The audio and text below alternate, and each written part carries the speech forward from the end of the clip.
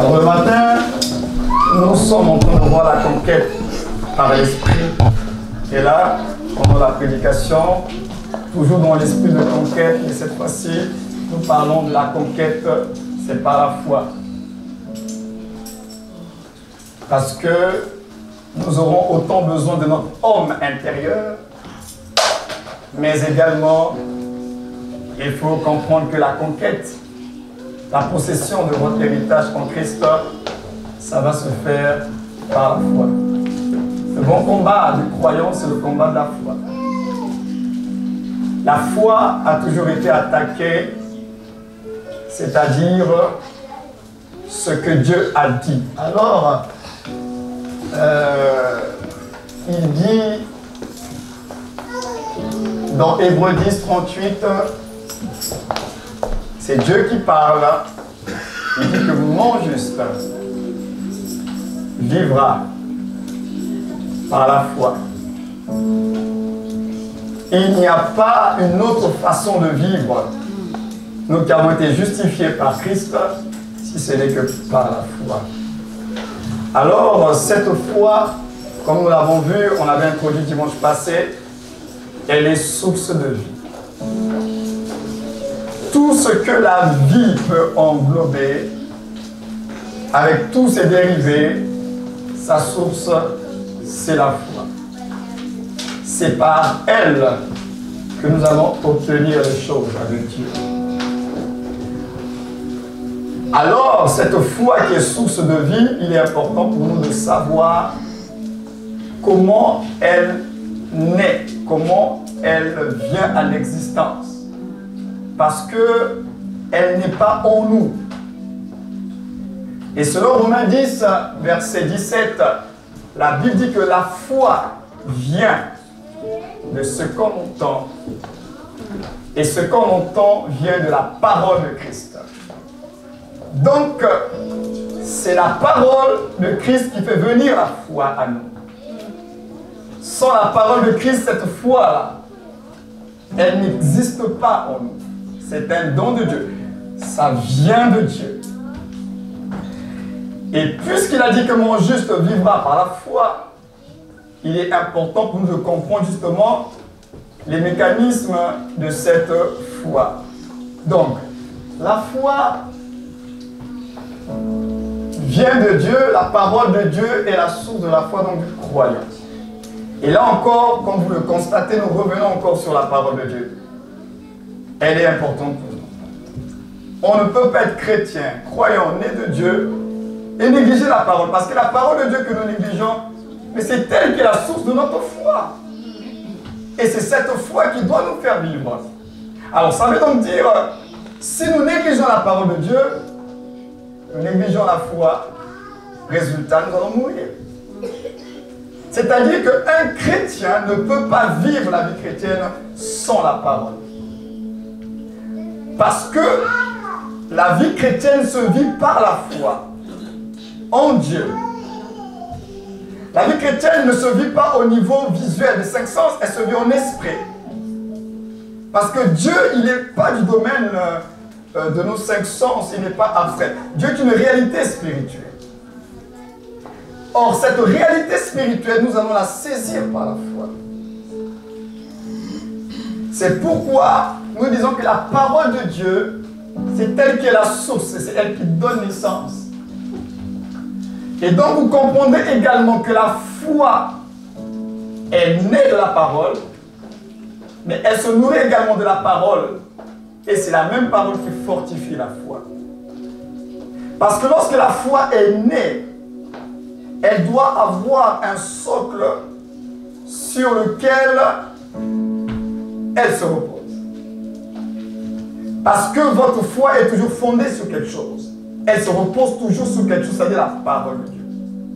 En d'autres termes, ça veut dire que quand quelqu'un dit que j'ai la foi, en fait, dire que j'ai la foi comme ça, en réalité, c'est un abus de langage. On ne peut pas dire que j'ai la foi. Tu as la foi en quoi? Ta foi que tu dis là, elle se repose sur quoi? Parce que la foi, ce n'est pas dire que j'ai la foi. La foi vient. Et c'est pourquoi nous avons dit que on revient sur la parole de Dieu, Elle fait naître la foi, elle nourrit cette même foi et elle la fortifie. Parce que votre homme intérieur, vous devez comprendre que votre homme intérieur, c'est lui qui vit par la foi. Votre homme extérieur ne vit pas par la foi. Votre homme extérieur, il vit en fonction de ce que vous regardez. Vos 5 sens. Je vois et je crois. Ça, c'est l'homme extérieur qui fonctionne comme ça. Je crois parce que j'ai vu. Or, l'homme intérieur, lui, fonctionne dans l'autre sens. Il croit d'abord et il voit ensuite. C'est pourquoi la Bible dit, nous qui sommes nés de Dieu, heureux ceux qui ont cru sans avoir vu. Mais lorsque nous sommes des incroyants, puisqu'on est encore dans la dimension de l'ancienne création, avec l'homme extérieur, Dieu est obligé de nous faire voir d'abord les choses pour nous amener à la foi. Mais lorsqu'on devient enfant de Dieu, le mécanisme change. Dieu ne sera plus obligé de vous faire voir les choses, mais il va vous donner sa parole pour que vous puissiez croire et vous allez voir ensuite. Et c'est pourquoi je dis que la foi, c'est pour votre homme intérieur, c'est pour votre esprit. Alors, c'est pourquoi cette parole de Dieu qui doit faire naître la foi, elle doit être, premièrement, il faut entendre la parole. Il faut l'écouter, parce que vous savez, écouter et entendre, ce n'est pas la même chose.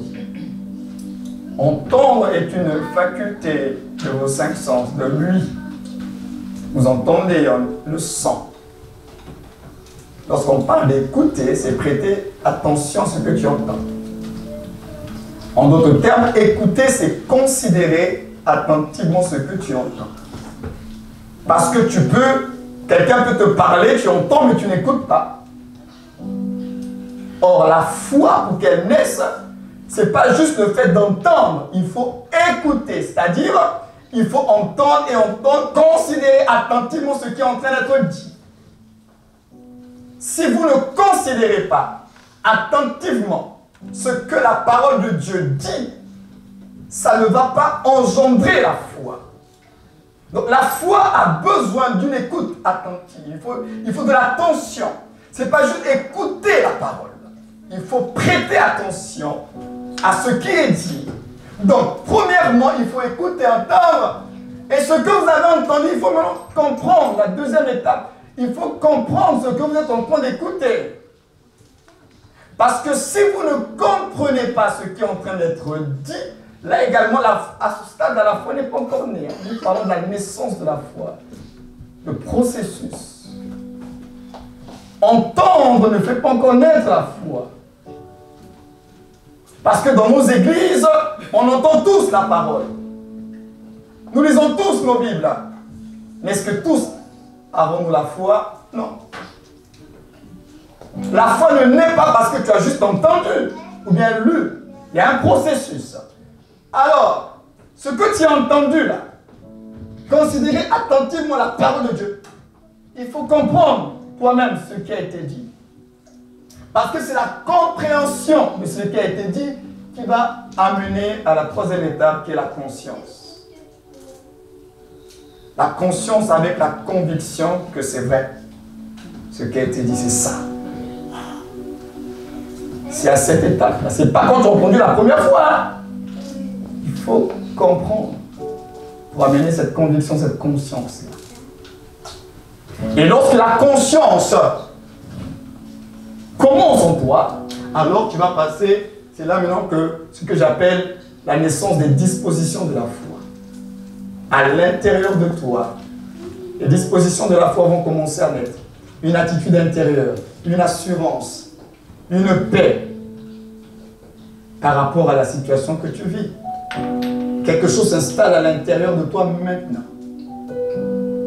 À l'extérieur, c'est toujours chaotique, hein? Mais à l'intérieur, il y a quelque chose qui vient s'installer en toi, une certaine assurance, une certaine conviction, une certaine l'espérance vient naître aussi à ce moment-là. Tu es rassuré. Et cette disposition de la foi, avec toutes les attitudes de la foi, ça va mener justement à pouvoir agir et réagir. C'est à ce moment-là qu'est née la foi. Donc la foi, parce que quand la foi naît, elle n'est pas morte. La foi véritable est vivante. Elle a des œuvres. Elle a des fruits. Donc quand la foi est véritablement née, il faut qu'il y ait des fruits. Donc dire que j'ai la foi, ce n'est pas suffisant, il faut que l'on voit les œuvres. Il faut que l'on voit les fruits. À ce moment-là, c'est par les fruits de ta vie. Ton attitude, ton comportement face aux circonstances de la vie qui vont déterminer si réellement tu as la foi. Ce n'est pas le discours. On peut tous dire qu'on a la foi, mais mettons-nous dans les situations, on va voir comment on se comporte. Que ce soit à l'extérieur comme à l'intérieur. Donc la foi, ce n'est pas le discours, ça ne se dit pas, ça se démontre. Par un comportement, par des attitudes, par une manière de penser, de réfléchir, de parler. On voit dans ton attitude que tu es complètement à contre-courant de la circonstance dans laquelle tu te trouves. Là, on peut dire que la foi. C'est pourquoi on avait pris l'exemple de Josué et Caleb. Dieu avait donné la parole aux enfants d'Israël pour leur dire que le pays de Canaan, je vous le donne. C'est votre héritage. Allez prendre possession, allez-y visiter le pays, je vous le donne. Ils étaient 12.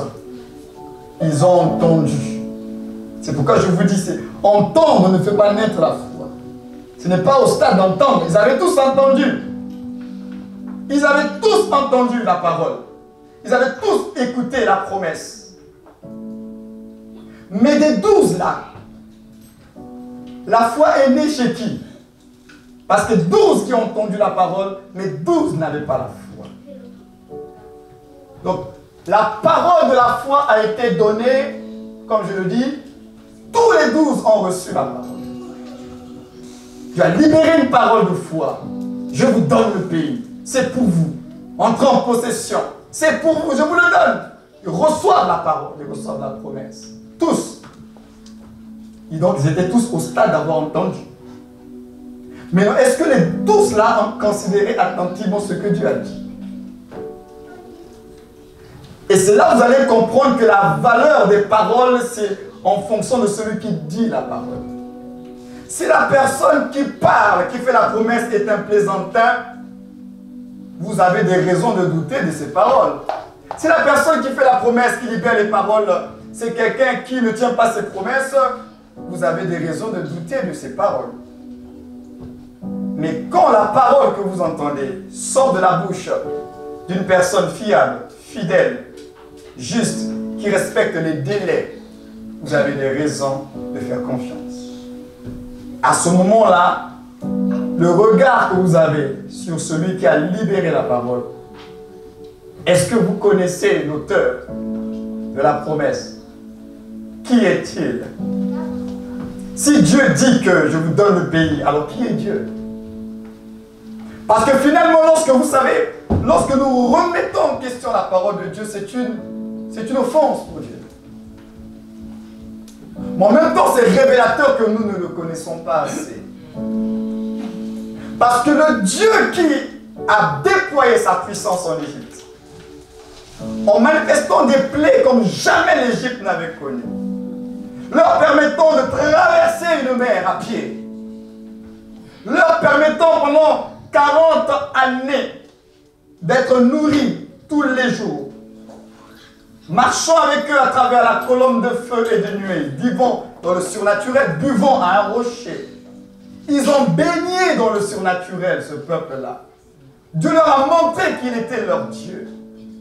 Confondant la première puissance mondiale de l'époque qui était l'Égypte, rien qu'à cause de cela, ils devaient lui faire confiance. Alors le même Dieu qui a fait tous ces miracles, ces prodiges en Égypte, il leur dit, je vous donne le pays. Normalement, tous ayant reçu une telle promesse sortant de la bouche de Dieu, c'est même pas Moïse, c'est Dieu qui dit. Normalement, si on a compris qui est Dieu, si on a connu qui est Dieu, on doit dire, mais si Dieu l'a dit, c'est qu'il va le faire. C'est ça le problème de la vie chrétienne. Nous avons souvent la mémoire courte. ou bien nous ne mesurons pas assez ce que Dieu fait déjà dans notre vie. Si Dieu a déjà fait dans ta vie, c'est qu'il est encore capable de faire. Est-ce qu'aujourd'hui, si nous avons un tribunal, est-ce que nous pouvons le traîner en justice pour dire Dieu, tu n'es pas fidèle? Qui sommes-nous? Vous pensez que Dieu n'est pas fidèle et juste? Qui sommes-nous? Alors c'est ce Dieu-là qui les a délivrés de la main de Pharaon qui a dit, je vous donne le pays. C'est ce même Dieu-là qui, à travers l'intercession de Moïse, les a délivrés d'Amalek. C'est ce même Dieu. Au moment où ils ont crié vers lui, il a créé le surnaturel, un rocher, l'eau est sortie, ils ont bu. C'est ce Dieu-là. Et ce même Dieu dit, je vous donne le pays. Et c'est là, ils ont entendu. Mais tous n'ont pas compris la parole. C'est-à-dire, ils n'ont pas réalisé le poids. Qui a parlé? Qui est celui qui a fait la promesse? Ils ont peut-être considéré ça comme une parole comme toutes les autres paroles. 12. Mais 2 seulement ont réalisé. Ils ont pris conscience. Ils se sont certainement, Josué et Caleb, se sont certainement souvenus de ce qui s'est passé en Égypte. Ils se sont certainement souvenus de ce qui s'est passé avec Amalek. Ils ont regardé leur parcours, comment Dieu les nourrissait, comment Dieu les gardait, comment Dieu les conduisait. Alors quand Dieu a dit que je vous donne naturellement, ils ont dit, il n'y a pas de problème, si Dieu l'a dit, il va le faire. Mais les autres, ils avaient oublié.